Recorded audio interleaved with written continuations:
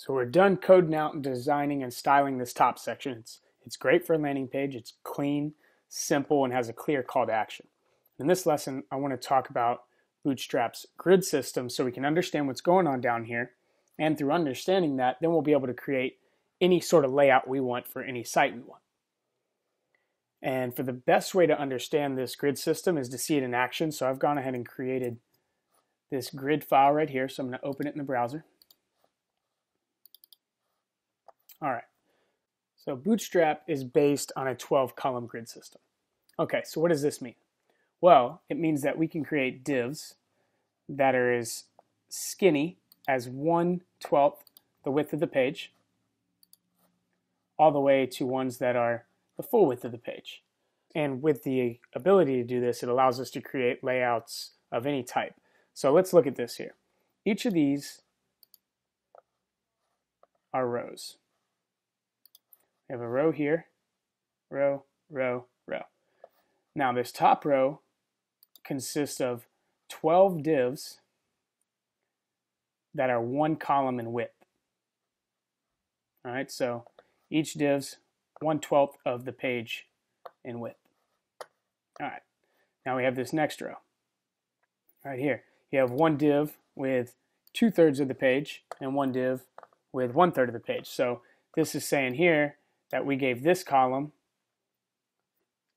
a width, or I'm sorry, we gave this div a width of 8 columns, and then here we gave this div a width of 4 columns. So you can see it now, 3 divs of equal width, each has 4 columns of width. And then here, 2 divs of equal width, so each are half the page, each are 6 columns of width. So with this, as long as you make the divs add up to 12, you can create an infinite number of combinations. So we could do 8 and 4, we could do 3, 3, 3, and 3. You got 4, 4, 4, 6, 6, 6. All right. Now there's 2 rules we got to follow here that are really important. First of all, each of these rows have to be within a container div. So you can see each of these rows are within this container div here, and even easier to see, we'll go over to Sublime. See, each of these rows which within this div class container. Now,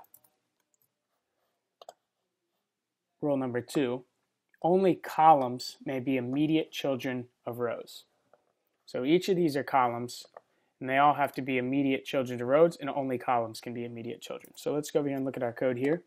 Yep, each of these columns are immediate children of this row. And remember, we do these indentions so you can see the child elements. So keeps it organized for us. I mean, they would still be child elements if they weren't indented here, but this just helps us see it faster. These 2 are child elements, immediate child elements of the row, and these 3 and these 2 are as well. So what happens if we don't follow that rule? Let's put in a paragraph here. This is not a column, but is an immediate child element of that row. Save that, reload the page. Doesn't look like that big of a deal, but if you notice here, the text right here is outside this line that this text seems to follow here. The reason why is because of this container, and we're not following the rules here, so this paragraph pushes outside of that container. So, and to make it even worse, say we just said, this makes it worse. Now it really looks messed up. So let's look at this, and maybe you're like, well, I want this, this paragraph to be above this row here and to be a span across. Well, we have already done with this header here, but let's go ahead and show you what it looks like if we do that. So let's take all this out, and you can just make this paragraph right here. This is within the container, but outside the row. All right, so nice. Now it's all on this line. Okay, so what does all this mean? Basically, you can use these to make any layout you want. So you can see here, these are 3 columns, or 3 divs of equal width. which ends up looking like columns here. See, all three divs equal width here. So what they've done here is they've done 3 columns, 3 divs with a width of 4 columns. That's exactly what we have here. It just looks a little different because the padding and the background, or I'm sorry, because of the background and the border. So now you can see it. And then you can take those columns and style them even more with CSS so they look as good as these do, which we will be doing in the following lessons. And for those of you out there that might be following along and picking this up quick and have a couple questions, I know what you're thinking.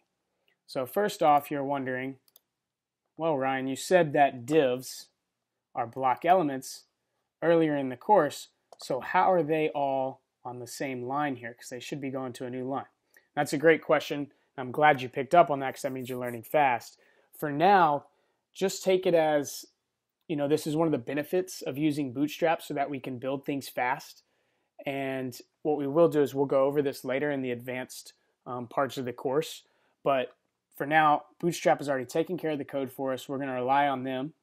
They're professionals. Hundreds of sites use this, and this is a big benefit of using Bootstrap and being able to build sites fast. Then number 2, you've noticed on all these divs that we've been typing in that the class has column and a number, but it also has this MD right here. Has it on that site, also has it here, and it has it on all these divs we've made here. For now, ignore that. We'll also go over that later in the course when we talk about building responsive sites. So great job in this lesson. Let's move on to designing this section right here.